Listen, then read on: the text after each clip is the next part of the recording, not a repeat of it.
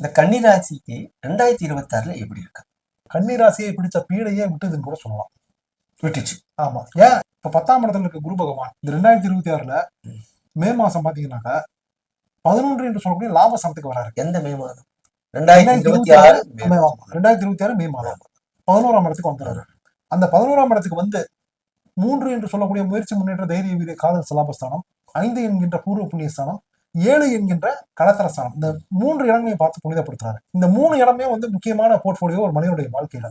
அதனால லாப குரு அதுவும் தன்னுடைய உச்ச வீடான கடகராசிக்கே வராரு. தன்னுடைய உச்ச வீடான கடகராசிக்கு வரதுனால அந்த உச்சமான பலன்களை அவர் கொடுத்தாகணும்.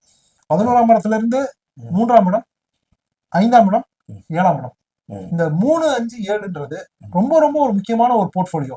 அதனால வந்து பீடைகள் தொலையும், தரித்திரங்கள் ஒளியும், நோய்கள் அகலும். அதே மாதிரி கல்வி வேள்வியில பாத்தீங்கன்னா நல்ல ஒரு முன்னேற்றங்கள் கிடைக்கும், ஐஸ்வர்யங்கள் பெருகும்.